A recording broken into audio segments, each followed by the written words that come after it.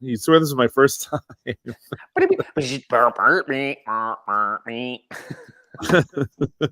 kind of the way I felt Tuesday morning. Yeah, it was like, you're like, all right, guys, we're gonna cool down. Shoot, workout brief. We start with a workout brief, not the cool down. Yeah. I forgot. Run. I forgot. You don't need to say everything that comes into your brain, Jack. Like, it's okay not to be talking. It's hard. Like, it's so true. I have to remind myself that, especially in the morning when people are a little, they're there. They're listening, I think, and they're looking at you. But like the repartee, the engagement's not there, and I 100% have to fill silence with noise, which sometimes just comes off as like, you're making it worse. Yeah, because what I came to realize was like, so I think I'm making like, funny, witty, movie associations and those kinds of things. But the problem is like, if you're always talking and always filling that space, I can imagine from the athlete side, it is very difficult to start to discern what should I be listening to and what should I not be listening to. Yep. Right? Like, what's just chatter and what's him actually telling me, like, oh shit, I got to pay attention to this. Like, this is the next thing we're doing, or this is the intention of this movement or whatever. And so I was making myself laugh that, of course, like, yeah, because you're nervous and we fill that nervousness with just, and so I recognized it on Tuesday and I was like, Jesus Christ, because it's the push press too, right? So they're all just standing around the rig, like not moving and not talking. And so it's like, I better say something. And so then it was even worse on Wednesday. And so by Thursday, I'm sure maybe it was still pretty bad. I don't know. But I was just like, 3 breaths, say something that actually is meaningful, take 3 breaths, shut the fuck up. That's that mindset too. Every time I say to Fee, like, because Fee's like me, Fee is like, a thought will not come through her brain that does not then exit her mouth. And so she's always talking. And sometimes Megan and I'll be talking and she'll go, you guys are talking over me. I was talking to you. And I go, Fee, you're always talking. You're always talking. So when am I supposed to talk? And there's a couple times where I've done that where I think about it when I'm in class, like exactly what you said. If you're always talking, people will tone out and they'll miss the stuff. Yeah. So that's one of the harder things for me is like, it's okay to accept the silence as they're like, maybe from a transition, if they're transitioning from one thing to the other, or it's that quick downtime when people are taking the bathroom break. Like, I don't need to start barking out orders or anything like that because they're probably not listening anyway at that point. But it's a great one too. Yeah, don't talk to people's backs. If you told them like, okay, look, take a break and we'll transition, and then as they're walking away, you're talking about, well, we get into this next thing, blah, blah, blah, blah. Like, what the fuck? They're gonna stop and be like, whoa, I'm going to the bathroom. Are you saying something important? Like, what should I do? Like, yeah. Wash your hands. It's funny you're saying so. It's actually one of the critiques I got during the initial start at St. John's. They do a great thing where you have the opportunity to do in the undergrad program. It's called a DONRAG, and I forget what that stands for. But basically, the student shows up to the conference. All of their tutors are there in the room, and they're talking about the student while the student is in the room. The student doesn't have any, like, they're not talking to the student. So let's say it's like, it's me, it's you, it's Soph, it's Ariel, TJ, it's all the coaches, right? James and Mary and blah, blah, blah. And we're in a room, and say Luis comes in to the conference as the athlete, and Luis is sitting in the room, maybe even at the table, but we're all talking to each other about Luis. And we do this for like 15 or 20 minutes. Luis is a great athlete, but Luis does this stuff, but if he did this, it would be so much better. And Luis does it. And then after that atrocity of emotional destruction, the tutors then turn to the undergrad students, say, do you have anything to add? And that's it. Like, basically what you're getting is, in a very structured kind of safe but yet extremely potent Yeah. way, Yeah. you're getting the uh, gift of seeing how you are being perceived by others. And obviously that relationship there is like a power dynamic, like there's an authority dynamic, but in the St. John's model, the true like um, collaborative relationship between student and tutor rather than like student professor, student teacher, like Right. the tutors really are in collaboration with the class at all times. So if you come across as you're not saying enough, you're saying too much, you're whatever, it's a in if done in isolation, that would be completely inappropriate and like so emotionally damaging Yeah. to someone. Yeah. But in the context of the whole system, Yeah. it so works. And yet is still extremely emotionally like Yeah. difficult. And like some kids they kind of strike, they're like a little, so they'll then meet with like maybe a favorite tutor or like a mentor or like an advisor or something at some point. On the graduate side, the idea is similar, but you meet with your tutors in a classroom or in a room, and it's a much more back and forth. Like they immediately talk to you. Maybe they'll talk to each other of like, oh, I have Mr. Ryan in my blah blah blah seminar, and I find he's very excellent. He makes good points. This is a really long preamble to get to. Mine was, you're clearly close reading. You say very. Are we having Sarah Signenzar coming in? Would that be nice? No.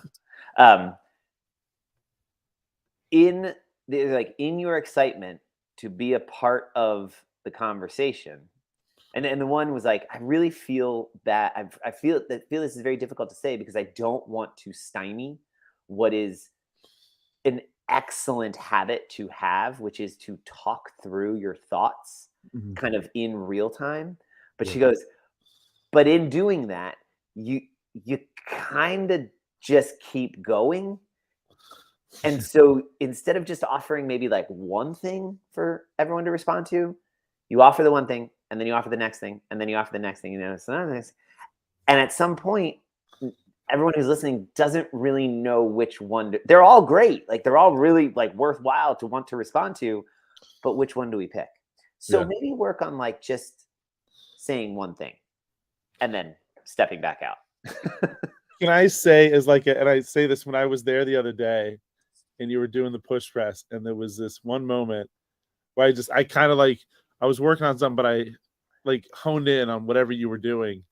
And you totally had a moment like that where it was, we were talking about the push press and it was a very like, so you told them like what you wanted them to do. Mhm. And then 3 things you didn't want them to do. So it was like being Yeah. super clear.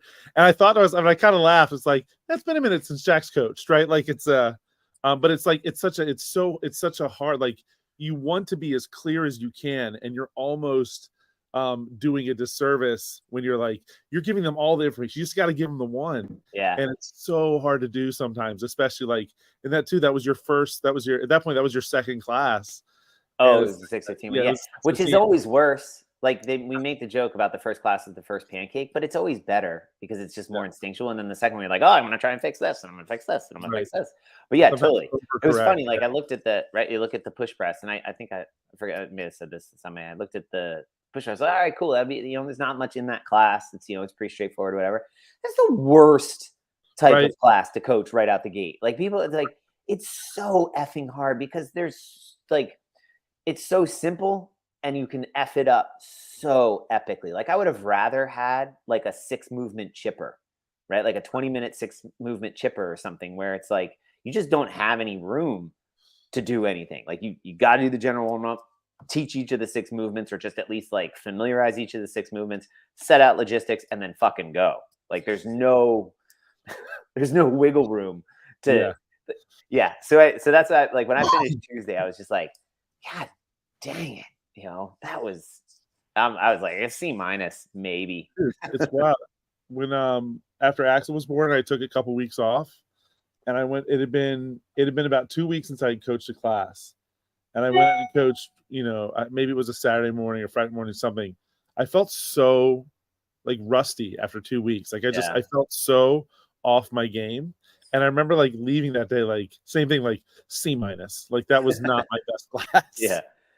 But And, Wednesday was a lot better, and Thursday it was actually, it's funny. I feel like there's something magical to that. Like there's definitely the couplet, the back to back. That is always, I think, if you're gonna coach a class, like I'm a big fan of coach two, right? Like don't you go to a buffet, like you're not going to the buffet once. That's just dumb.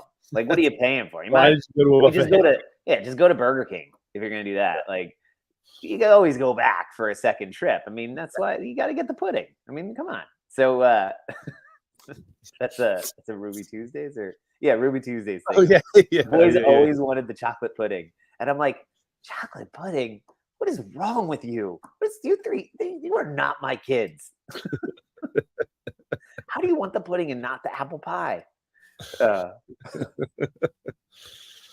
yeah, by Thursday, the 3-class cycle is actually also, I think, a great amount, because it's just like 3 on, 1 off. The whole, by the first one, it's fine. Especially like sometimes you can hit a home run. You've kind of gotten into a good, like, it's just like you take a couple days off, you come back, and maybe you had your worst round of golf on like a Friday, and you play again on like Monday, and then you end up having your best round on Monday ever, because something about like feeling, tasting, and sort of experiencing like how bad it could be, and they're like, "Oh, it wasn't so bad," lets you then let go of all the anxiety and fear when you come back to it, and you kind of have that separation. But by like the second or third day, I think it's a similar phenomenon, that you're fatigued, sort of emotionally or sort of just cognitively fatigued, that you don't have the energy to be worrying about the things that, if you're like fresh, like I gotta do this, and so you just sort of you get into that zone, or sort of the flow moment of like it just sort of goes. And so Thursdays was, and I'll tell you, I was gonna come clean. I ditched the PBC game. Oh yeah, I did. I kind of shamed the classes when I asked them. I was like, "Who wants to play a game?" Yeah, it's so funny. Right? I told go ahead. I would say Ariel loves the games, and she loves and 5:30 that like PM, like that's the class that will like lean into a game. And you just like there's times for games or times for not. And in all my years of coaching, 5:15 a.m. is not the class for games. Yeah. And it's not, I don't mean that from Fairwinds. I mean that from every 5:15 I've coached a class over the course of 3 different gyms. Yeah. And I will say I was surprised though. They Wednesdays, I kind of did the same thing, which again was probably inappropriate, and I gotta fix that, of like stop coming in with like a partner wads. If you guys really want to do this as a partner wad, I guess we can, but and they all were like, no, we're on board with partner. And I was like, oh, boop, boop, boop, boop. Partner wad, excellent. We could totally do this as a partner wad. Yeah, but so that again, lesson learned. Like I'm going to notice when I'm coming in with an already preconceived, like this sucks. But with the game warm up, I jokingly, though sometimes that joke probably can land flat if somebody was like, "Oh, I was really kind of looking forward to the game. I guess I'm the idiot." Like, oh darn, like so I will offer like, "Hey, we can totally play this game if we want to." I find that games, and especially in this situation, this workout, the run and the machine, or the machine and the shuttles, seemingly so simple, but if not properly warmed up, if not, especially this morning, this type of morning, you're all very early. You're all kind of a little older, right? Like, except for Huey, right? But still, I mean, you don't properly warm that up. You make a turn, you make an inappropriate turn. He always had enough injuries to lump him in. Exactly. Yeah. There goes your ACL. There goes your hip. There goes your ankle. Like, so I'm not sure a game, though fun and socially, would be an excellent, stimulation of our feelings of connectiveness and connection. I don't think it is the appropriate physiological choice to best effectively warm you up for what's coming next. I think I found with so there's certain things like the rolling game, where you row and try to get exactly on. Yeah, totally different, right? Because you're not. There's no competition really. Sorry. Yeah, like you can make it a game, but it's still very much like it's a viable, because you're moving through like real movements. You're not, I don't know, and it's a way of, I think it's a way of taking the warm up and turning it into a game, not taking a game and making it a warm up. That well I think said. that's the difference. Really well said. Totally. So that rolling game is usually money when I throw it in there, because it's just a good, and it's fun anyway. But So say one thing, right? That's the like, just say one thing. Oh, now it's 12 minutes later, guys. Say one thing. Yeah, it's hard to do, and it's that's kind of been my focus too. With this month I did evaluations on the coaches, and my same thing for all of them, pretty much was like, I was watching them this month. I was watching them just kind of go through the progression. So they had a movement, and I was watching them coach the progressions of whatever movement was that day. It could have been the deadlift, sumo deadlift, high pull, whatever. And it's that, let's say they're doing the sumo deadlift, high pull, and they're working on just the sumo deadlift. The first part of the progression, just work the sumo deadlift. And, you have them go through a rep, and you go to that one athlete and you're like, hey, make sure you push your knees out a little bit harder, but also your hips a little high. And then when you stand up, make sure that your hips and shoulders are coming up, not just shoulders. And it's the same. I already lost you. Like, hey, give that, just, you have, and I would say, like, hold down that, like, hey, what are you looking for from this progression? Make that clear when you start. And then that's the only thing I want you to look at. Like, don't worry about the other stuff. Like, it'll be there later, probably, right? Like, the one thing, and it's so hard because you see it and you want to fix it because that's your job, but also, like, you're doing it a service because now, like, let me give you the 5 things to fix, and you're like, I heard the first one, I heard none of them, and I don't remember the first one anymore. I also, in that same spirit, I told that, yes, it's kind of like always manage that cognitive load of the athlete. I found myself in some of the warm-up stuff, like saying what we were going to do, but then never. So a good morning, right? A goblet good morning or something with a dumbbell. I'd say it, do it, and then they'd go into it, but they're already kind of moving. And so now I'm left to have to fix a bunch of stuff, a bunch of movement that I probably could have saved them and me from even having to fix it if I had, like, don't have an athlete do a movement, or only have athletes do movements that you have said, shown, then allow yourself to see. And that, like, sequence, that sequence of always say, show, then let them do, like that. Was it tell, show, do? I think is the one I keep, like, tell, show, do. Tell, show, do. Because otherwise they, right, if they're doing something and it wasn't clear what it was supposed to be, and now I have to come around and fix it, they probably feel like, well, shoot, I wouldn't have screwed this up if you had shown me what you wanted me to do, right? Like, they're having to, like, guess what to do, and then when they guess wrong, it's like, what the funk? So you stand there like, my bad, I get, my fault. Let's fix your back now. So that has been a that was also like a, oh, right. Always, if there's going to be a movement, it better be like jumping jacks. Like, if you don't know how to do jumping jacks, like, go back to 5th grade, guys, right? Please. So it's sort of that, but don't say that out loud.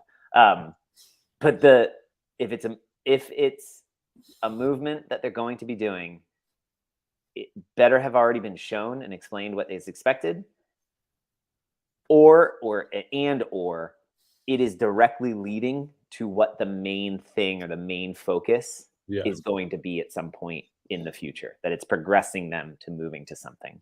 Yeah. That's it. Do you know how to do jumping jacks? Show me right now sitting. I can't do it while I'm sitting.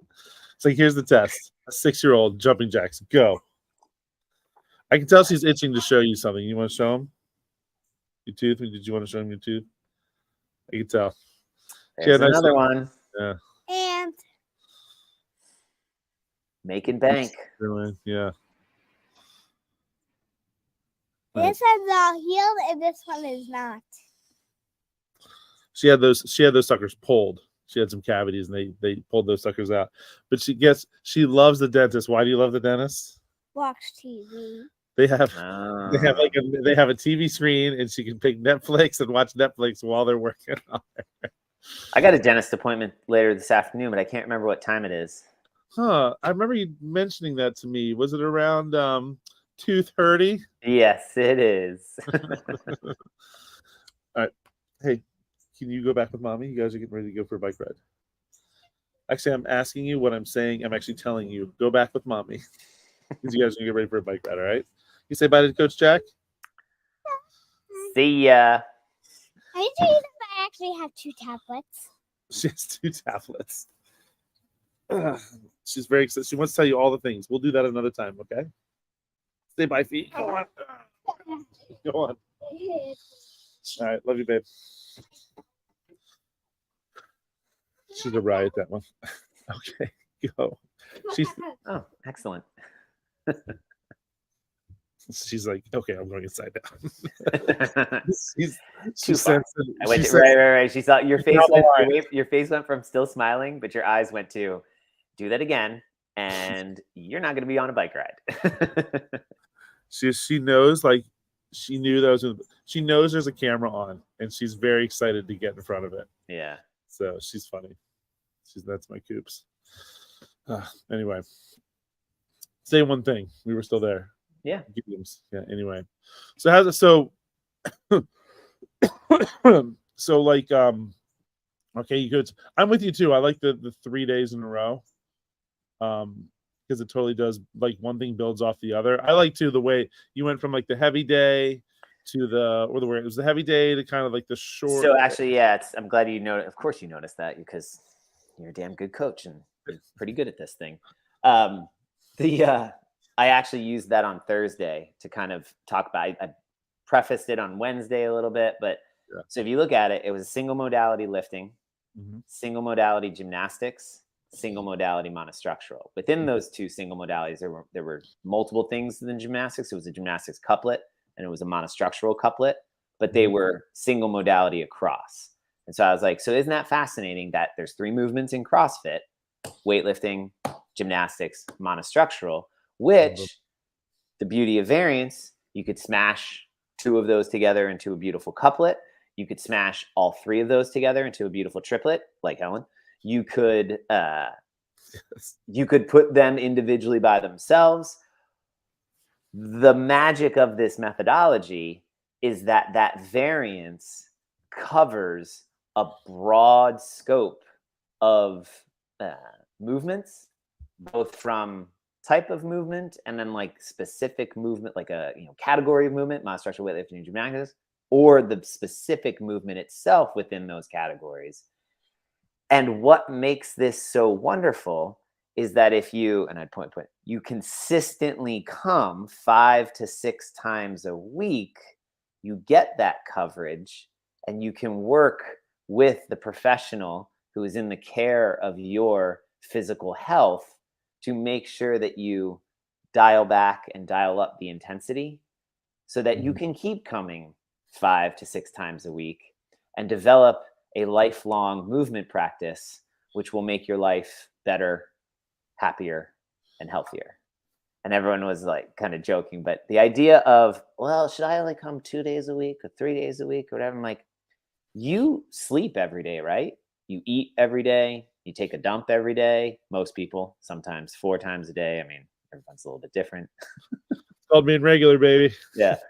But the idea that exercise or even just a movement practice should be something that is, just, titrated in a little bit. You could even look at it as a pharmacological intervention. If you're on antibiotics, you're not taking your antibiotics like, I'm going to take them on Tuesday and then maybe on Saturday. And I'm going to go like 3 weeks and not take them. And I'm going to start taking them again. But when I take them, I'm going to take them like 5 times a day for like 3 days in a row. And then I'm not going to take them again for 6 months. That's good, man. Right. That's So good. Yeah. no, what makes them work is consistently delivering it. And if necessary, dial it down, dial it up, right? Yeah. Like that's the idea. But moving every day And what better way to introduce that as a lifelong protocol for longevity, improved health, improved happiness, improved wellness, whatever buzzword you want to use, 6 days a week, right? Take Sunday off, but probably go move on Sunday as well. Like come 6 days a week. You find time and the ability to do other things every day of the week. Yeah. 90 minutes, right? Leave 15 minutes from your house, show up, 60 minutes in the gym, 15 minutes to get home. 90 minutes a day, every day, make it happen. And that's the thing. And Luis and I were talking a little bit about it, like after the class. He's like, I said, you should be working out 6 to 7 days a week. I look at him like, you should be working out 6 to 7 days. And 7 days a week. 7 days a week. And he goes, and he kind of bristled. I go, you should be exercising. You should be moving 6 to 7 days. He goes, that's the difference. He's like, when you say workout, he's like, it's not your fault. He's like, my brain immediately goes to destroying myself every time I'm here. And I was like, exactly. That is the remnant fault of the original sort of perspective or perception of CrossFit, that 3 days on, 1 day off. Glassman never said, if you look at original programming, not every day of those 3 days was Mary, Helen, Grace, Murph, right? That there were some days, if you even look at today, main sites today, it's like handstand work for 15 minutes, rest for 5 minutes. And then I think it's like a 2, 4, 6, 8, 10, 12-minute AMRAP or something, wall facing handstands and heavy squat cleans, right? Like if you killed yourself yesterday, that's a beautiful structure to take the 15 minutes to work on handstand work. And then that 12-minute AMRAP, make it a deliberate 15-minute AMRAP, make it a light dumbbell, make it a med ball squat clean. Yeah. So you're working on positioning and skill, and then make it a wall walk, make it a wall hold for 30 seconds or like a 10-second, 15-second, 20-second, 25-second, 30-second, like totally can change it around to titrate the intensity. But I fear that one of the things that if we don't evolve with the approach or with the narrative, you can't titrate the frequency. Like the frequency should be every day. Yeah. That's something I've learned in the last 10 or 12 years. And in the last 18 months of being away from it, have come to realize that rest days are I get it. Rest days are fine, but you're a locomotive being, right? Like you're not just going to sit in bed on a rest day. I just had to look up what you meant by titrate. You are purposefully. I picked up the context clues and this. Yeah. Yeah. I mean, it's a metaphor. It's the same metaphor as like an RX, the prescription metaphor. But the idea is that I have a bottle of one thing and I have a bottle of another thing. And usually the thing underneath is in like a beaker. And then the other thing is like in a tube. And you are like slowly controlling the amount of the reagent that is going into the constituent or the solution underneath. And there's a point at which you just get it to the right amount that it makes it react. And so in the medicinal, obviously, in the medicine field, it's the idea of you and I should not take the same dosage of certain medicines. Yeah. Because you're a slightly larger human being than me. You have a different physiology. You probably have a different metabolism. So why, when you buy a bottle of aspirin or a bottle of ibuprofen, it says recommended dosage is 200 milligrams or 300, whatever it is because on a bell curve, they have figured out what is the middle amount to do no harm for the general population. And that general population is generally men 20 to 30 years old-ish at about 150, 160 pounds in some Western predominant white country somewhere. Right. So that's why like somebody says like, oh, this tells me I should take bop, bop, bop, bop, bop, bop. You're like, maybe. But from an exercise standpoint, it's not a matter of should you every day. That answer is yes. It's a how much every day. Yeah. And that's pretty. Anyway, it was fun. It's- It was that yeah. obviously I did not say it. It was not that long of a Yeah. That's, conversation. I think by Thursday, and I'm talking sure you- is we'll work out tomorrow. yeah, get some feedback. Get some feedback from the folks, I'm sure. But I felt it was only about 30 or 45 seconds, and it was Yeah. the one point of based on what you just saw, the Tuesday, Wednesday, Thursday cycle. That is a perfect example of how coming every day allows you the appropriate dosage of variance, and you can only get that by consistently coming. I think it's conversations like that too. Like I said, when I think that you having those little convos before a class or after a class were things when I started CrossFit and I was in your class and I'd be like, oh, like it would just if plenty of people want to just, I want to come, I want to work out, tell me what to do and I'll go home. Yeah. And some people are just super bought in that those sort of conversations are important because they, like a Luis, like needs to hear, like it's, you can come 6 days a week. You don't have to go hard 6 days a week. Like just because the stimulus says this and the weights say this, like you can also just keep it light, move a little bit slower and do you. And I do feel like that we allow that, like we've created a space that people like, hey, don't worry about being top of the leaderboard. It doesn't matter. Yeah. Like So it's an interesting overuse. Injuries are not a function of consistently using a joint, a muscle system, Yeah. right? Yeah. Like I don't get an overuse injury from like feeding myself. You know what I mean? Right? Like I don't get my lungs and my diaphragm muscle aren't overused, but I'm breathing all day, right? Yeah. So we are designed to be able to move all like consistently a lot throughout a day. How do you get most places when you're not like in a bike or a car? How do you get there? Me? Like how did you get from your bedroom to right. Good point. I see what you're saying. Yeah, right. You went up and down the stairs, right. And so overuse injuries is like an inappropriate use or an inappropriate use that doesn't allow the system the appropriate time, even within the time you're moving, to reach a state of hormetic balance, of kind of getting back to that homeostasis point. And so you want to constantly kind of challenge that hormesis or that balance, that middle point, by like doing too little, doing too much, coming back to the middle, doing too much, doing too little, coming back to the middle. And so that's where I'm saying like there is benefit. Burr actually I just met him. I love it. He showed me, he's like, one of the things he's using is his watch. He's using the metrics, the quantitative metrics of tracking a workout. And so on yesterday's workout, he dipped into zone 5 periodically, mostly was in zone 4, a little bit zone 3, zone 2. Like, oh, that's cool. So is that just the 10 minutes or was that the whole 60-minute class? And because that would be interesting to me also, if you could like parse that out, maybe he wears 2 watches. And so one of them, he tracks the whole 60-minute class. One he just tracks the workout. You do that for chest? Weren't you wearing 2? I did while I was wearing the Whoop and the Garmin. Just to check. Like you were, yeah. I didn't like the Whoop. Yeah. It was a waste of time. Yes. For me, it was a waste of time.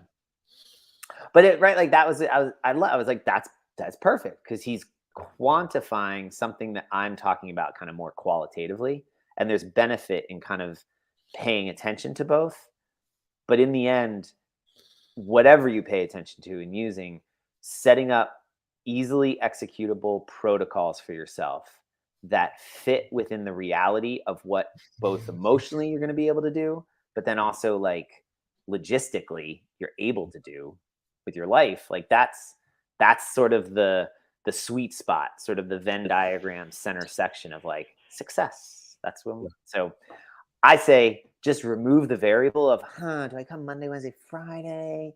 Do I come and be like, you come every day, right? You go to work every day, Monday through Friday, your routine. Yeah, your normal putz chump who has to go to, an ass and seat job, suckers. Just kidding. Suckers. My ass doesn't see right now. So just bolt, like if you're going to work, Drew and I used to talk about this. He would come to the gym more frequently on the days that he knew work was going to be more arduous, because the really? gym was the thing that charged his battery to be able to be better at work. Yeah. And that to me is one of the most genius moves of like, exactly, the gym, or this time in the gym, and I have a point to this too, and I'll stop period there and say it later. The time in the gym is restorative, not detrimental. Thinking that and like, oh shit, so intensity might be restorative. Like you may need to beat yourself up a little bit, Right. to affect that sort of the body bringing you back to some sort of middle. You may also need to come to the gym and just ride a bike and stretch and let the coach know, like, hey, I'm glad I'm here and I want to be here, but I don't want that.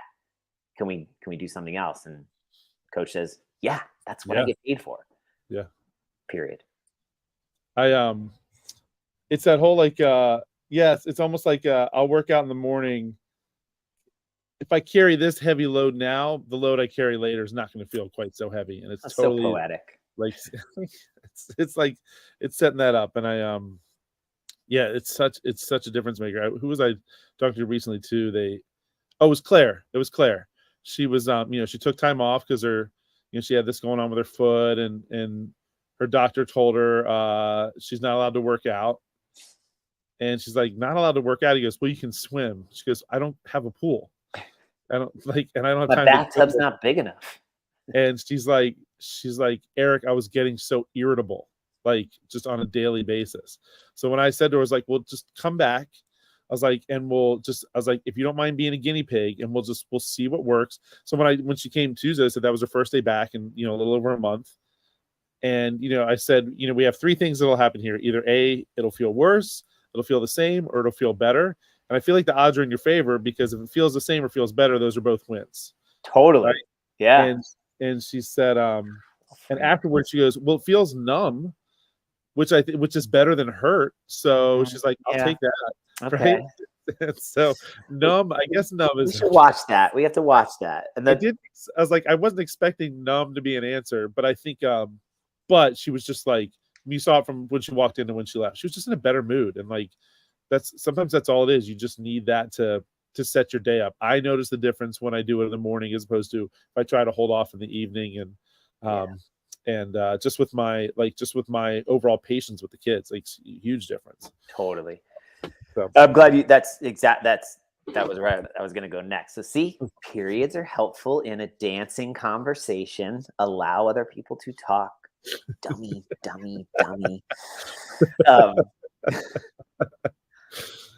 I was struggling to come up with a reason why, and I think you and I, when we talked about it, when I asked if coming back to coach would work, I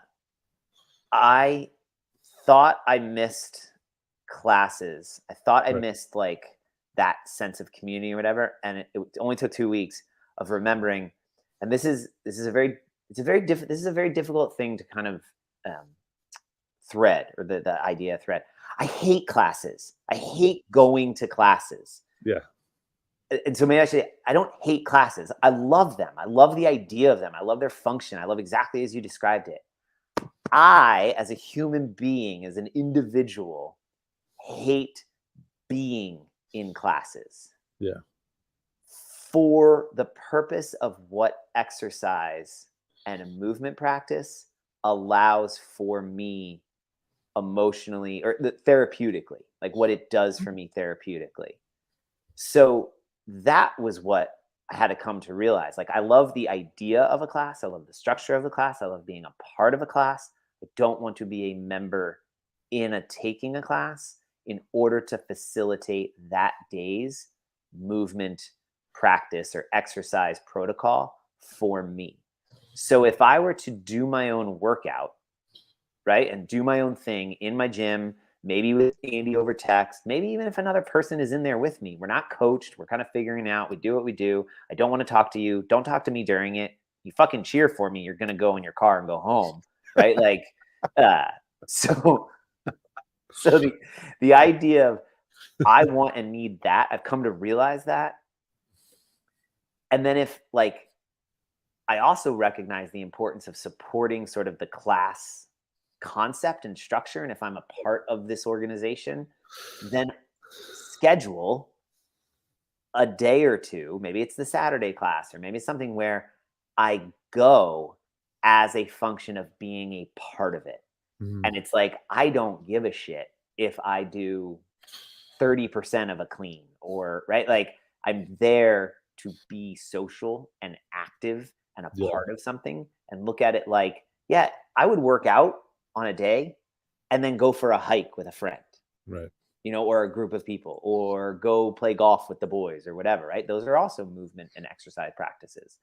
So that, when I thought about it, because I was talking to somebody and I'm like, they're like, oh, that's funny. Like, but isn't coaching kind of the same? Like, you're part of the class and stuff. And I'm like, totally different. It's a Mhm. completely different thing. I'm in a completely different role. So isn't there room? It doesn't have to be this false binary of like, you're either taking the class or you're running the class, or you're taking like, isn't there like a whole myriad of other positions, roles, responsibilities, or just opportunities to engage with this thing? And I was like, oh, dummy. What's up, dum dum? You big dumb idiot. Big dummy. Yeah. Sorry, folks. He's a big dumb animal. That's Tommy. Yeah, I was. I think I told you that when you mentioned coming to class. My initial thought was like, he doesn't like class. Like, I was like, but it's like, but it is like there's this. I mean, it's a lot of your people too, like the people that 515. You've known that's like your community outside the community too. Yeah. Like there's and so I was like, yeah, he just maybe there's this thing. There was this tie that binds, and it almost feels severed to an extent, even though it's like it is, but it isn't. Yeah. And I was like, yeah, I mean, this is like, and after a couple of weeks, it's like, yeah, he doesn't like class. He And tried. and I feel really bad, like, right? Like, it's not, of course, I want to blame everything else. Right. I don't like the time. Like, dude, I could be getting coached by Austin Malleolo or like Denise Thomas, or right, like Fern could be the coach, and I'm be like, he fucking sucks. Yeah. He's probably one of Ackerman, he's a level 4 coach. He's probably one of the best coaches in CrossFit, right? Chuck Carswell could be there. Like, name a name, and I'm gonna be like, I mean, I fucking did it at the level 2. Yeah. Right? I mean, Like, well, he's funny. Ackerman. I mean, he's straight up like he runs this business. It's about growing affiliates. He's led up like the coaching development program. He's, he's a CrossFit seminar staff, and he works out in his garage by himself because he's like, he likes to do it a certain way, and he doesn't get that in the class. And he's like, but he's a full, like, CrossFit is this thing, like, get an affiliate and do your thing. Savan is the same way, right? Like, he's a big advocate to get to an affiliate, right? But then you look at Nicole Christensen, who I would say is at the same level or even higher in the sense of impactful in the community. Yeah. She goes to one of her roots classes every single day of the week. And so that's and she's not doing it because I guarantee, like, she couldn't be doing it this long simply for the sake of like, that's good business strategy and you should support your community. No. I guarantee, like, she's too smart of a woman. Like, she's too talented, too aware. She likes it. Like, so yes, that's the beauty of, that's what I mean as far as, isn't there more realistically a full spectrum of possible engagements with this thing, which comes back to my point of, that's the magic of a CrossFit class, that if you're somebody who that is your movement practice, you see what's on the sugar wad, that's just the beginning of the conversation. But if you don't show up, I can't have the conversation with you. And in the absence of the conversation, you will degrade. Like, your health, the impact that this thing can have on your life can't happen. Yeah. It can't happen in the negative. And so if you're not there, you can't receive the benefit.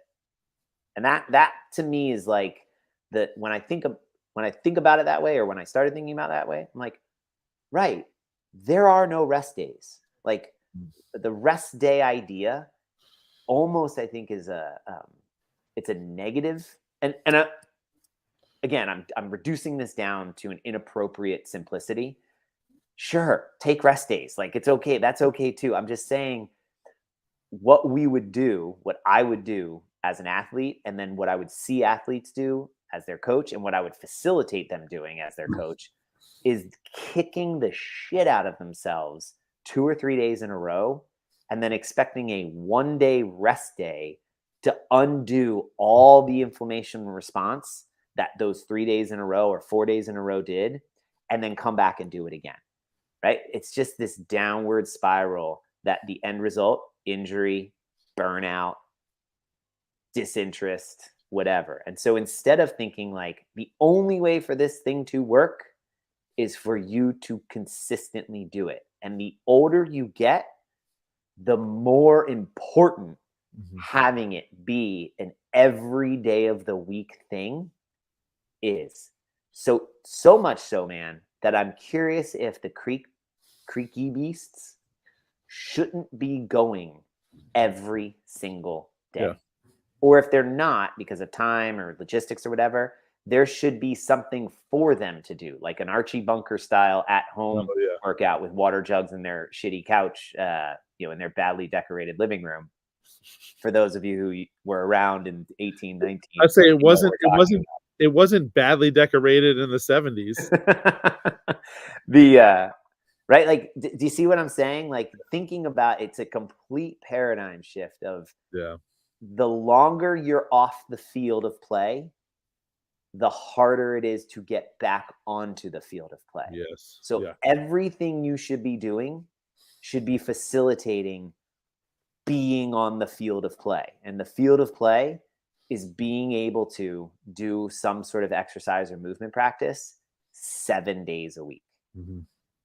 Or just every day, like at least once every waking 24-hour period. If we remove the artifice of like 7-day weeks, like what the hell is that? Like I don't live on a 7-day week. I'm a 4.6 days a week down schedule. I'm on about a year at a time blur. Yeah. Time is an illusion. ROUSs, I don't even think they exist. What's that from? I can hear it, but I can't think of it. Come on.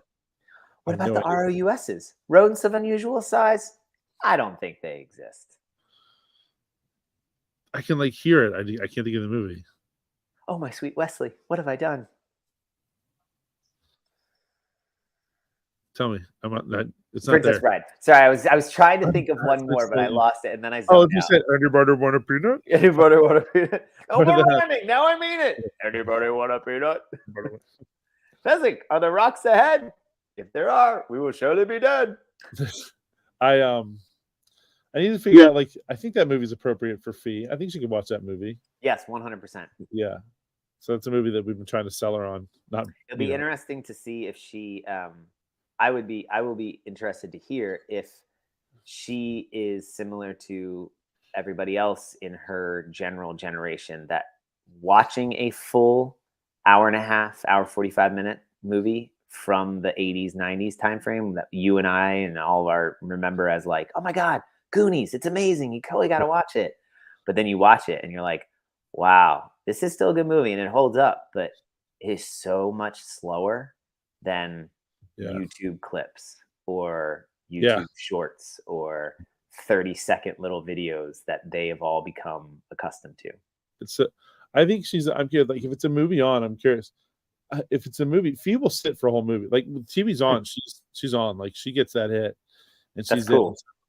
Like, we let her on the way here yesterday. It was almost a 3-hour drive, and we told her that she wanted to watch a movie in the car. We're like, you can watch it, but you have to wait till we get across the bridge, the Bay Bridge. That's a good move. So that basically, so that it's the whole like, you timed it. Yeah. Well, she ended up falling asleep, and it was another like 30-40 minutes past the bridge when she woke up. And and she picked out a couple of DVDs from the library. She calls them DVDs. I love the way she says DVDs, like it's a word, DVDs. So she'd be like, "Can we watch a DVD?" I was like, yeah, absolutely. And she Holy picked crap. So, sorry, go ahead. she picked Aristocats, Oh, I like that the one. old That's a Disney good- movie, Yeah, yeah. and it's a little, I think it's a little longer than an hour and a half, a little longer than an hour and a half. And she's hooked, and like she's hooked, she's like one Axel's screaming because he's like, there's 20 minutes left in the drive. He's done, man. And Fee's like honed in. She's like, can you turn it up? Like, so it's a movie. But Everett, even if it's like a show that something like that, it'll be 15 minutes. He's like, all right, I'm done. He gets up and walks away. He'll walk away. He wants to go do something else. I don't know if it's a tension thing. He's like, yeah, I'm done kind of doing this thing. I want to go do something else. Well, didn't you say too? He wants to go be active and kind of do something like I imagine like Andrew is more like you're describing Fee, and the Matt and Josh, they just don't sit still long enough, and it's not a function of TV, it's not a function of YouTube. They just want to go move and like do stuff. So I think Fee loves to move and do stuff too. I think they're two very different brains. Like I think Fee is 100% an ADHD kid. Like I can see it in her and I know it, and it's the stimulus of television is enough. Locks her in because if she watches for too long, it is real hard to kind of like break her out of it. She's pretty dysregulated afterwards. Like you can tell like in her mood and stuff. So it takes a minute to kind of like, we got to get her like afterwards. We need to do something kind of calming to like settle her down a little bit because it's super stimulating for her. It's not for Brit, and that's the difference. Like, it's the stimulant of a TV, and it's her brain and Everett's brain. They're just two different brains, and so it's weird. It's hard, but yeah. So, but I totally agree. Like I think Fee would. I think Everett, he loses it because any show that he watches, like Frog and Toad, it's like a 15-minute thing, and then we move on to something else. And that was a long way down. No, you're totally right. But I think even I find myself now though, like you see a 3-hour movie, you're like, 3 hours feels like a lifetime. Like watching Infinity War felt like a lifetime.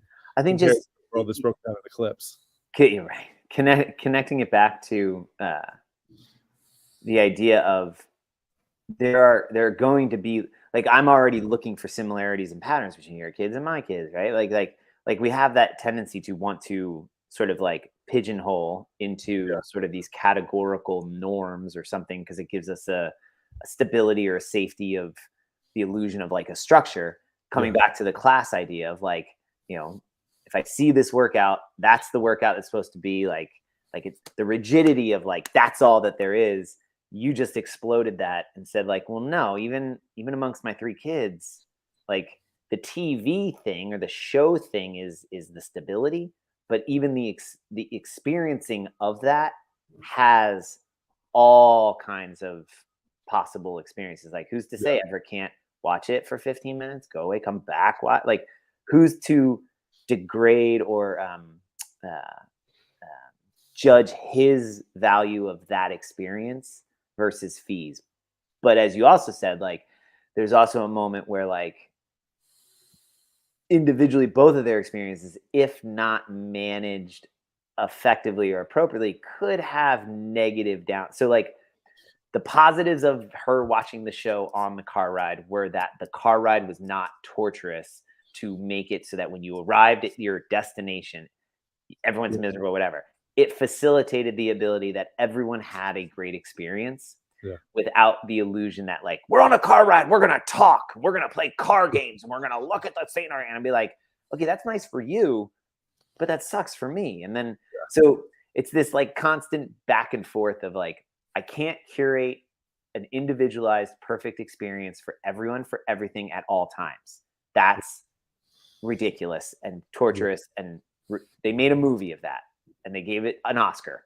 And it's like, that's hell. Yeah. If everybody is getting everything they want at all time, like, no.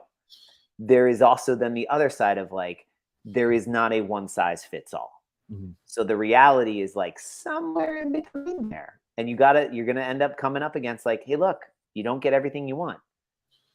You get this. But within this, if you're creative and communicative and willing to, give and take and and kind of collaborate with somebody and live in a, I don't know, like, dynamically social environment within this one thing that is being offered, you may be able to find an infinite variance of experiential possibilities. Right? Yeah. That to me seems significantly more interesting. So, day of a push press, yes, everybody's going to be doing the push press. How that manifests for you may be infinitely different than the person next to you. That's the fun challenge.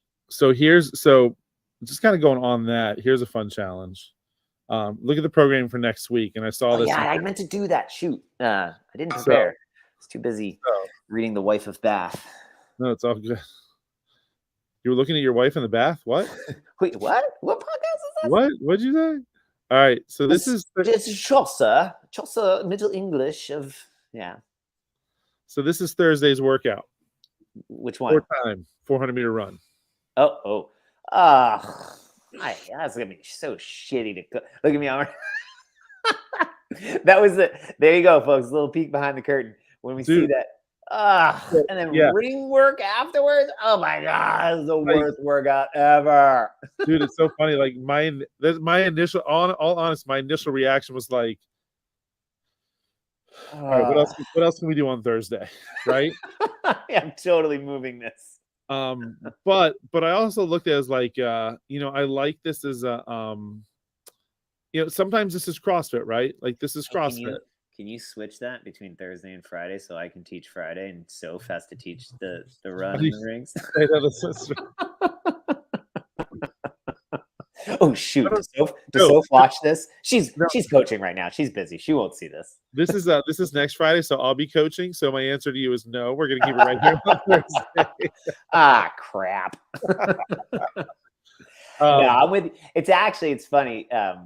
Right, that is behind it, and I think that's a wonderful thing for people to see. Like, that's why it's called work your freaking weaknesses, people. Like, it goes for the coaches too. Like, I don't want to coach that 400-meter run because I know it's going to require of me probably doing running drills, probably having to do way less to get way more. And that is, as we just said at the very beginning, so hard for me to do. So like, do as little as humanly possible to get the intended effect of what it means to actually run a 400-meter for time as fast as possible. And that's I left it because the more I sat and kind of thought with it is a I as a coach, how can I get people to I want people to buy into this. So like, what's the conversation I'm having leading up to the week? I want to get people hyped for it because I want this 400-meter run. It's one time as fast as you can. Like there should be no question you ran that thing. And for people that can't run, bike or row, as hard and as fast as you can. And it's this is so fun.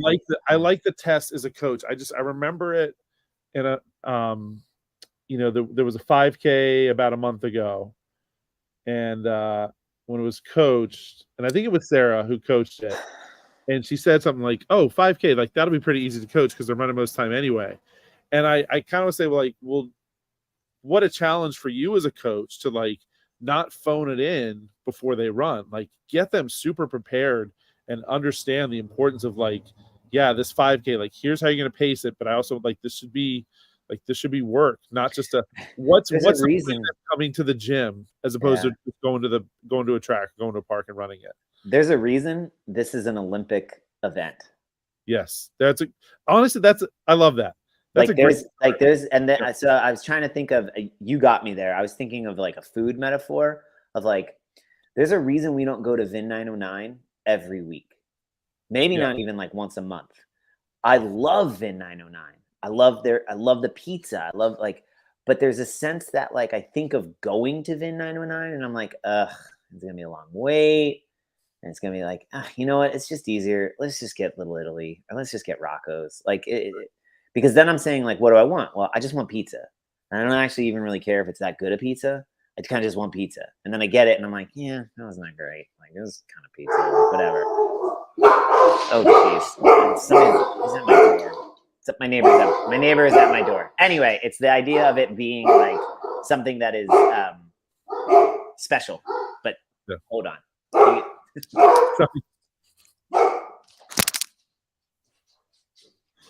While he's saying that, don't forget that this is your last chance. Hey, remember Committed Club, 14 classes a month. So 14 classes a month. Some of you are really close. You might be like, I'm really close, but do I want to go to this one class? Yes, go to this one class. Get yourself closer to 14 classes a month. And then a week from Friday, I'll announce the winner of the drawing. But yeah, 400 meters for time. Like, sell your soul on that one. I looked at it and I was like, but no, I'm curious to see how many people show up. This is my challenge. I want this to be the highest attended class. So if you're listening to this, tell your friends, hey, come to Thursday's class. I want this to be the busiest day of the week because I want people to really test themselves on this one. 400 meters again. If you're not running, we'll do for the guys, it'll be 1,000-meter bike, ladies 800-meter bike, echo bike. We could row 500 meters. Okay. I'm feeling I decided this was not a good time for silence, so I just good. Yeah, I apologize. Yeah, we're like near the end, but he's good. It's our one neighbor who it's a good dude, just a little wonky in this yard's a mess, but he was seeing if somebody could help him move something heavy at some point throughout the day. So, do you know anyone? I said, nah, I got to work out later. I can't help you out.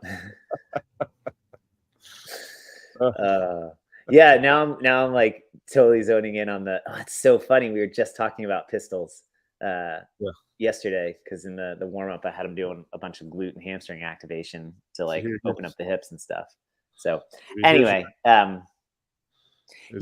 I've come around to it. Like, that's going to be a hell of a class. And I think it's interesting that CAP programs it on Thursday, which is sort of like the universal rest day. Yeah. But I guess I found out today, or I guess yesterday.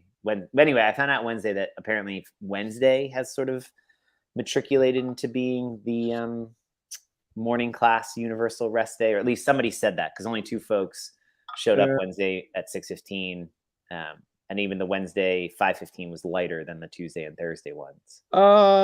They cherry pick. It varies. They totally cherry pick. So I guess I'm asking on air in live real time. Do you authorize me as your employee to aggressively shame your clients and athletes into improving their consistency of attendance? Yeah, let's just use a different word that means the same thing. Yeah, just frame better marketing, better communication marketing. Good marketing, yeah. I'm just gonna shame people into like, no. I mean, it is not. I am 100% kidding. I have no intention ever to shame someone. If they feel shame, like, I'm dialing that back. Like, that is not even actually kind of funny to joke about. So I don't mean that. I truly mean, like, I am so excited to engage with the athletes to facilitate like something that gets me so freaking excited. And so it really comes from a standpoint, like from a real emotional feeling of like regret, or like feeling like missing out. Like, I want to somehow try to get them to experience the, like, in 3 to 4, 5, 6 week time frame, like on the back end of that, having done this consistently now for almost a year, dude, like, I kind of keep track and logging stuff, but I'm not as much. I am significantly less injured, significantly more energized, consistently feel better, like, all the time. I don't know what my numbers, if like, blood work or anything like that, but just always feel better. And on any given day, Andy will sometimes text me a ridiculous workout, or have like this horrible idea of like, let's do Fran or something. And I'll do it.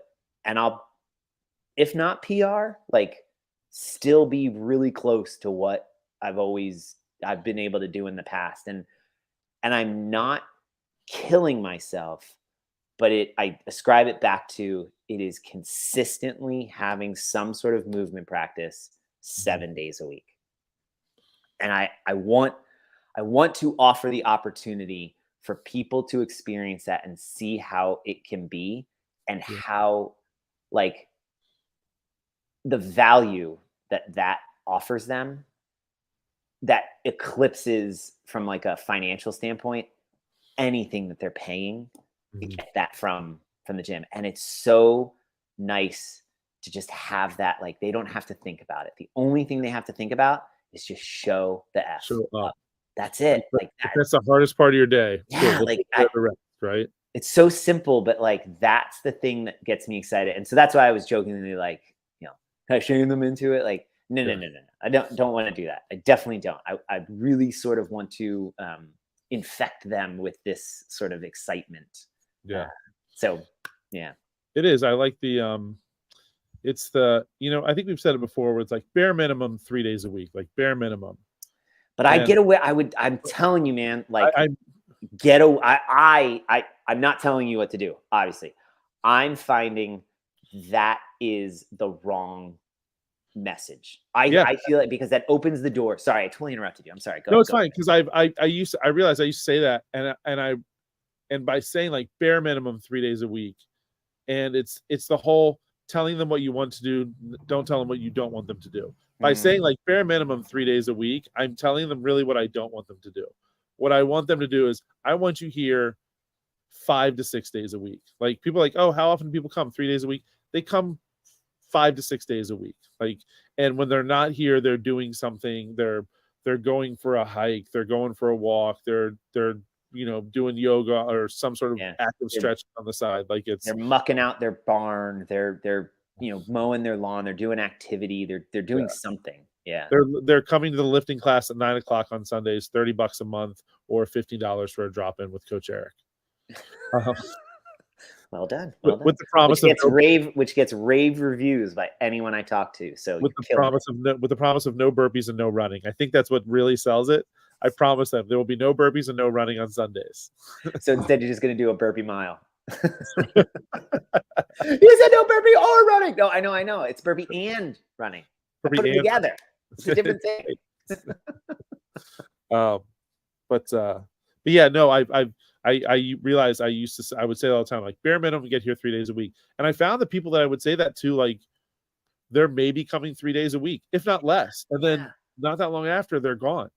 And so I realized I recognized that and said, what am I doing? Like telling someone, I want you to do the bare minimum. Like, I wouldn't tell my kids I want them to do the bare minimum. Like, hey, just do the bare minimum in life. That's what I want you to do. So I think about like what I would want someone to say to me, or what would actually, put me over. And it's not saying do as little as possible. And so it was a complete shift in that. And I find, like, be real. This is not just for scores. This is for longevity. And if you really want this thing to be worth your time and money, you got to show up every day. Every day. I mean, every day. Let's just have the conversation. So it's like, okay, well, do you want each class to cost $25 a class, or do you want each class to cost $8 a class? Yeah, boom. $8. I'll totally do $8 a class. Excellent. Come 6 days a week.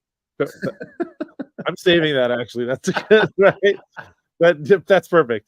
Do you want to pay $8 a class or $20? $25 a class, right? Cool. It's like, all right, like, there you go. Is this much every 4 weeks? Come every day. So actually, I might use that.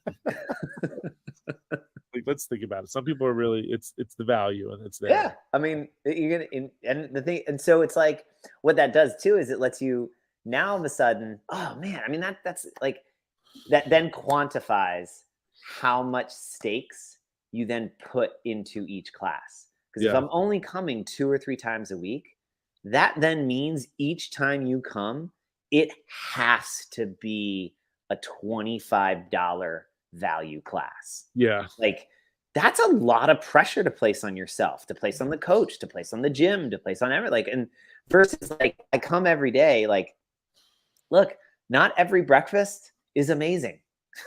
Sometimes it's just a hard-boiled egg and a piece of ham, and I'm all right. Like, moving out. I got the job done. I'm not starving.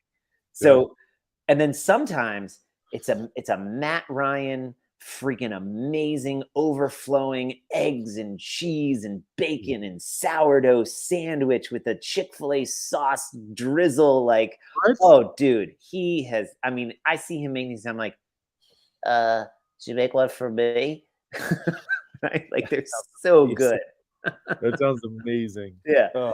So, right, like, but it doesn't matter because if I'm making breakfast every day, like some days I'm okay Yeah. with an $8 class not being that awesome, Yeah. but I got it done. It's done. Yeah. Yeah. I like that's a good one too. It shifts. You can play with that quantitative, qualitative value measurement.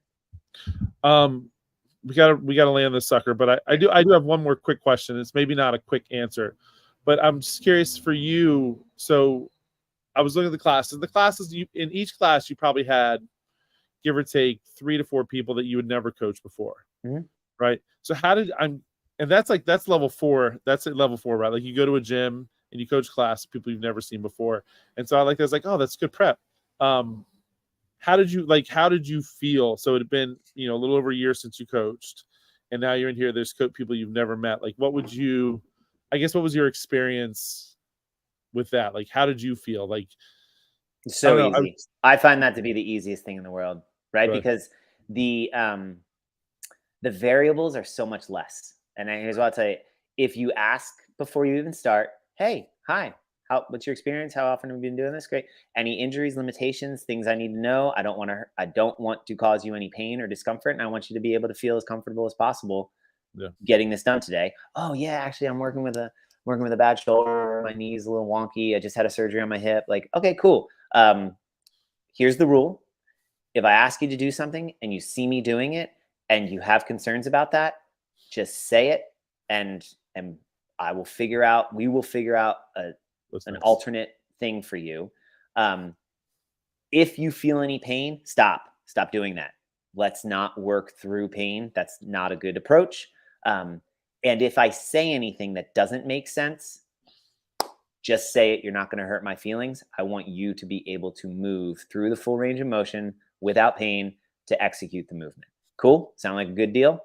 Excellent. Right? I had that conversation probably a half a dozen times. Yeah.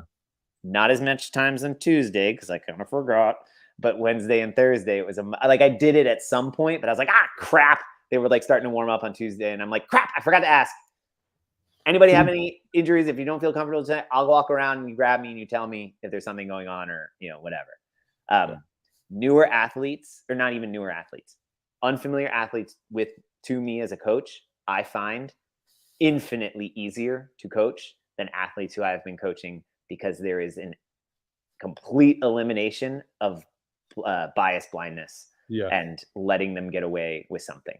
So facilitating treating everybody as a newer athlete is a great hack to avoid that. Yeah. I think it's that whole it's good to go to other classes or see other coaches or coach different classes. Don't let my eyes get used to your shitty movement. Yeah. Because you do, there is you get used to seeing certain people move certain ways, and sometimes you're like, that's as low as I can get in a squat, and you kind of almost you almost get fatigue from coaching the same thing. The person you're the world domination thing is clay to be molded. Yeah. I was gonna say something else, but it doesn't matter. I don't remember what it was anyway. So that was cool. Cool. Well, I'm glad to have you back in the house, dude.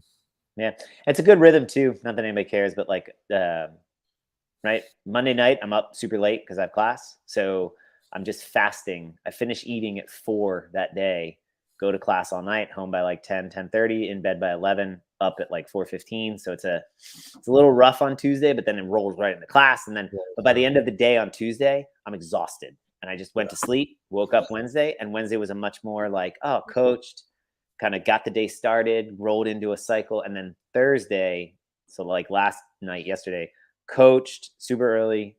The day was kind of busy, but had some break, and then was in class and out until 11:15 last night. And woke up this morning. That I didn't oversleep, but it was nice to not have anything today on Friday, but I'm actually fasting right now and I won't eat until like noon. And I'm finding this is a totally different other rabbit hole, but like time restricting the eating around the schedule is allowing what could have been, I came home last night after class and just crushed like Or that. sandwiches and the cookies and and I would have woke up this morning and been like, this is too much.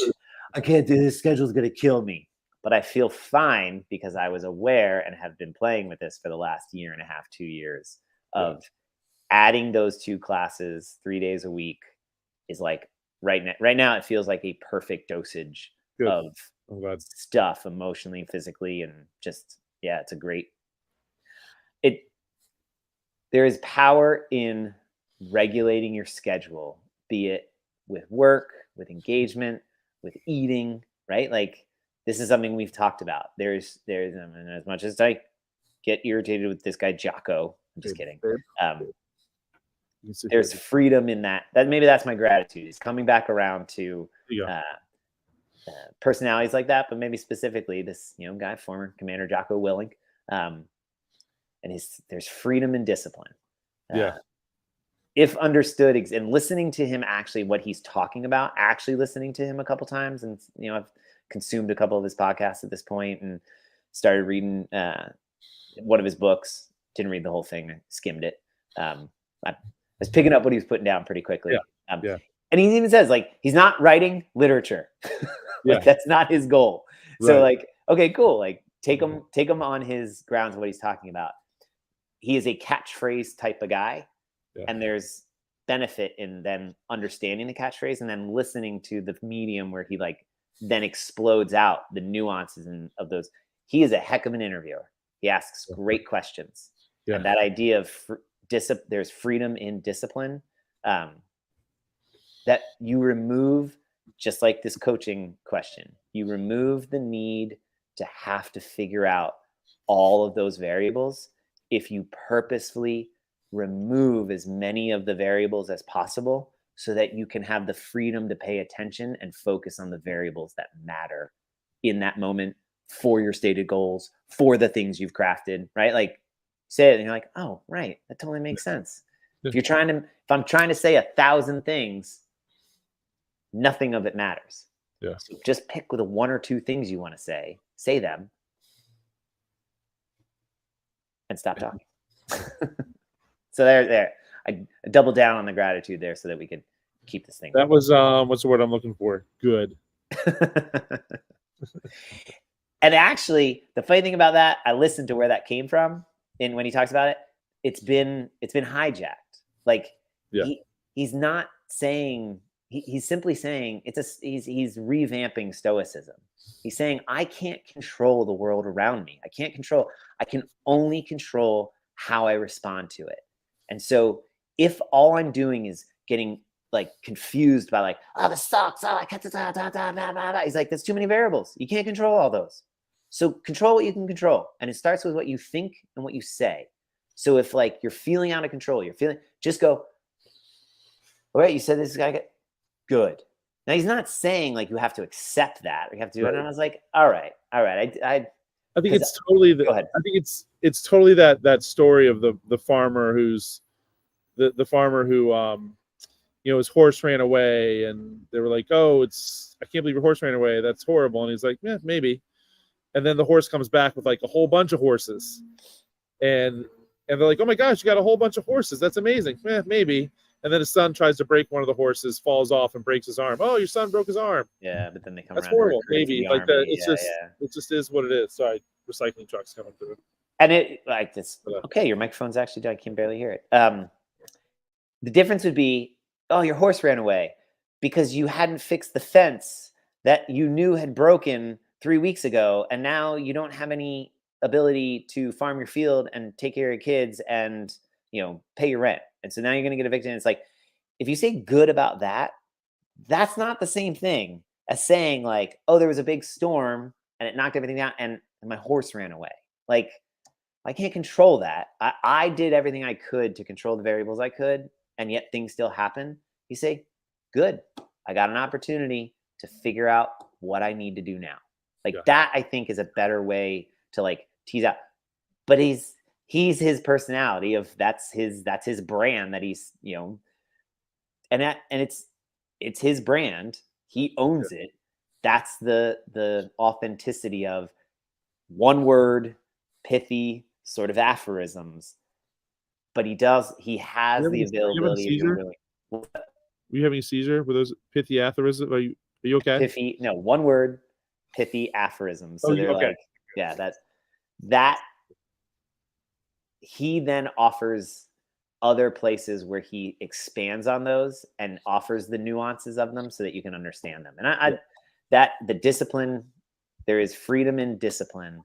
Yeah. I am grateful for remembering that and accepting it, that I do better in a situation where I balance both scheduling, but then sort of flexibility and freedom. So have a schedule, but don't be like infinitely tied. That's not the right word of infinite, but like I must be tied to my schedule. Like that's too far. Yeah. But have a schedule. Like it's okay. And so I've enjoyed this week a lot. Cool. Good. My gratitude to you. I was stoked, you know, when you first texted me and said, you know, it was a conversation about coaching. And I was like, oh, I'm curious. Like I honestly I didn't know what. Like I thought maybe, you know, in something in your garage, or you were toying with this idea of doing this. And I didn't think about it until afterwards, though, when you're like, I was looking at this place and looking at this place. I was like, you talked to other girls before you talked to me? Or you looked at other girls? And just their profiles, man. Just their profiles.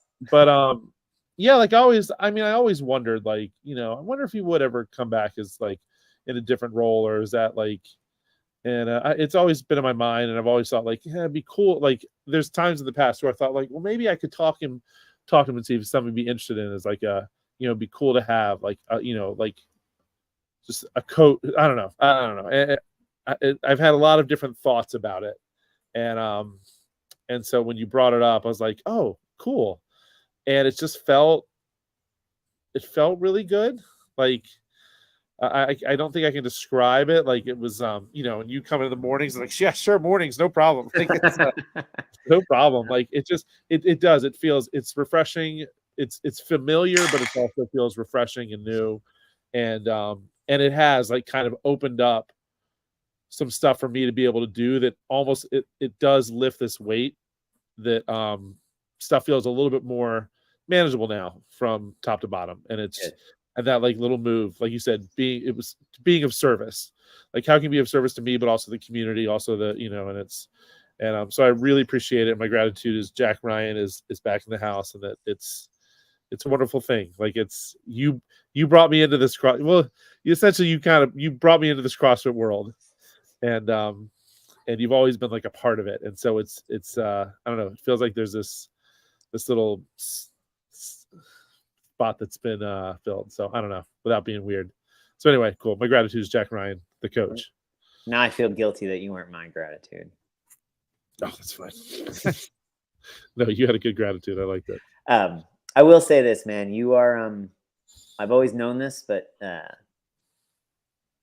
you are uniquely talented at creating space emotionally, physically, for people, and a variety of types of people, to feel uniquely comfortable in that space, depending on what they need and how they need it. And I've always wondered, like people are like, oh, Eric's really good at this, and being on this side of you as a boss and being your employee, in that role, you make it very.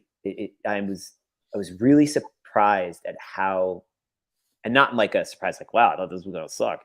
I'm very surprised at how so 1 weekend. So I'll let you know how I feel in a couple months. Your leadership style is a unique, and yet I've seen it similarly in other ways. Like you make it very easy to work for you, and that's dude, it's a unique skill. So I'm fascinated by that. I'm very excited to kind of watch that play out, because right, if you're not always learning from people, and even the people you've known a very long time, then what the fuck are you doing? Yeah.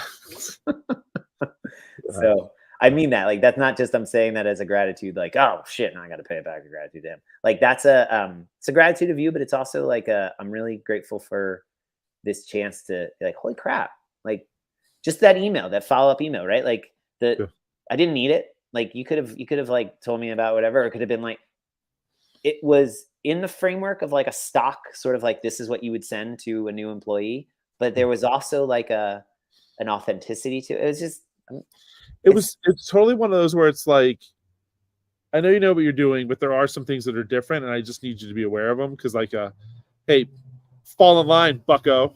But also, you know what? Like right? in a sense, that is exactly what you're saying. Yeah. But you didn't say it in a way that felt. I was super grateful for you sending that to me, because I hadn't even known to ask those questions. Like I hadn't thought about it, and that's what I'm saying. Like as a boss, cool, you made it so that then I could be like, oh shit, right. So then I could text. I was like, okay, cool, totally understand that. But what if I have to? And if this and you were like, done. So that's what, like, you don't understand. Like I've worked for a lot of people over the years. Yeah. That's not normal.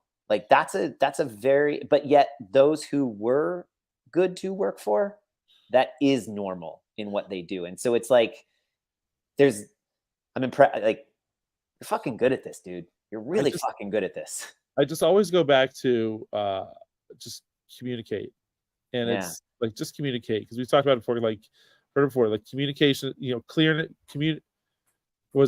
is kindness, right? I think that's a brilliant. Somebody's recently got that.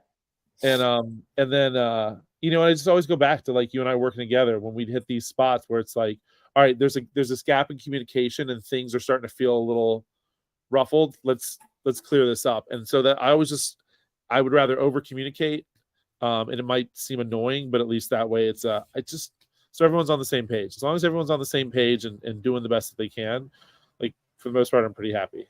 And it's and then so, but I'm always still trying to figure it out, because sometimes I wonder, like, is this really working? Like, is this style really working, or am I too easy to work for? Maybe that's right. Yeah. That's the forever journey. Well, yeah. The second you think you've got it figured out, A, be terrified because you're about to get blindsided. Yep. And B, how boring. How boring if you've got it figured out like that. I don't know. I'm starting to sort of like appreciate, like, no, like the thing that makes it exciting and fun is like, oh shit, I don't know what I'm doing. Oh, this is different. Yeah, totally. All right, reset. So that's cool. So yeah, it's been a fun journey, and I'm glad it's made its way here. Hell yeah. So, Hell cool. Yeah. Cool, dude. All right, man. You enjoy the rest of your day. Yeah, get out. Hopefully, get out to that beach before. Is it Sophia? What's it? I think it's Sophia, right? Isn't this tropical depression something? Oh, is Sophia, it? Sonia. Maybe it's Sonia. I don't know. Something like that.